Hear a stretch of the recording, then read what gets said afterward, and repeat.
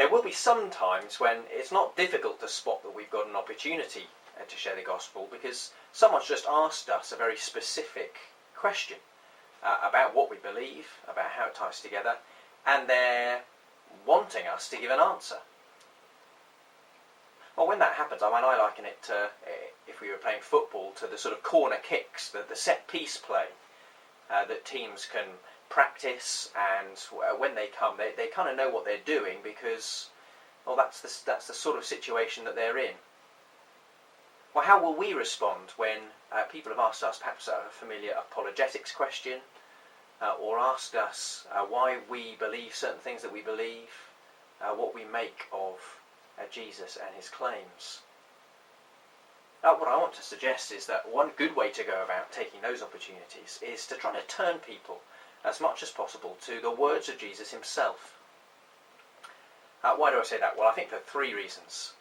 Firstly is that in our society today, there is often still a deep respect for Jesus as a person, even amongst people who wouldn't call themselves Christians perhaps, don't think too much of the church and its history, and wouldn't be too impressed either by just what I think or what you think.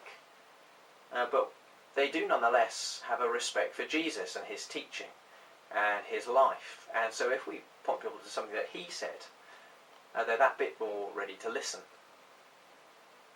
The second reason why it might be a good approach is that it's a little bit more relational. Instead of saying, oh, well, here's a question and now I'm going to tell you what I think the answer is, and it's your opportunity to listen to me, quite a sort of combative approach.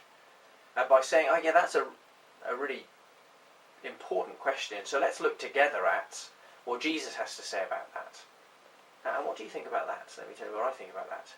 It's that bit more conciliatory and relational, as you openly discuss the truth of what Jesus has said with your friend.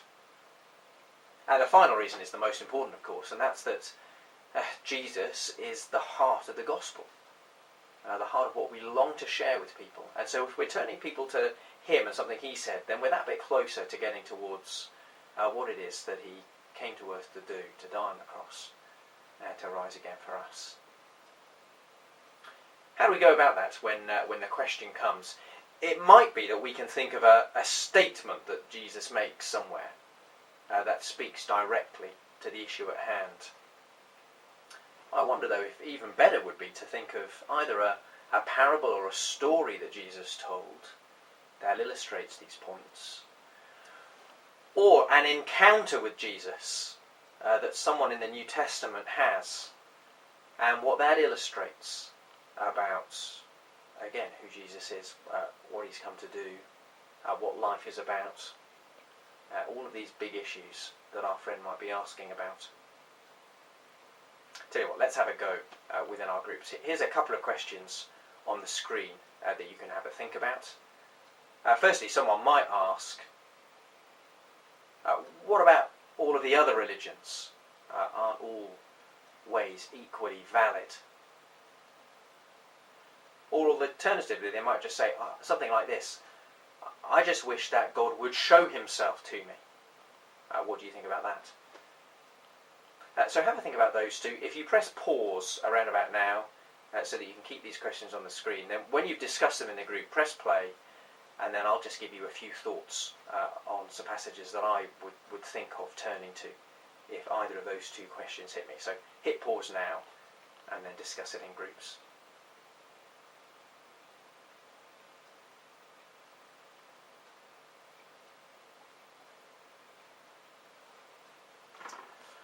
Well, I wonder what you thought of. For that first one, don't all religions lead to the same place, lead to God? Aren't they all equally valid?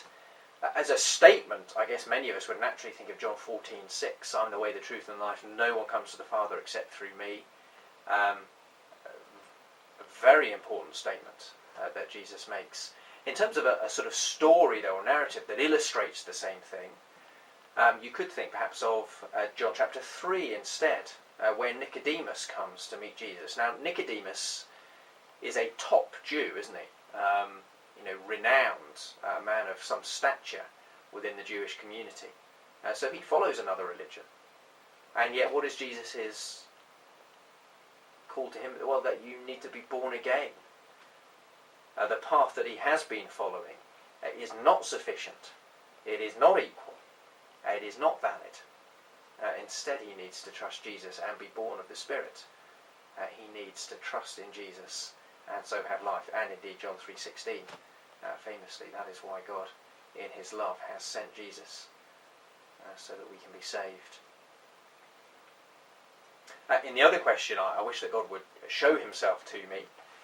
We could think of a number of things, I suppose. Why not think about one of the amazing things that Jesus does, some of his miracles that display his power.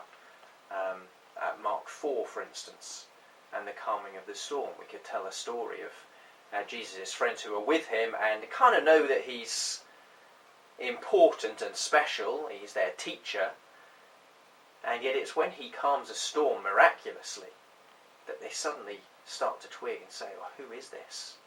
Even the wind and the waves obey him.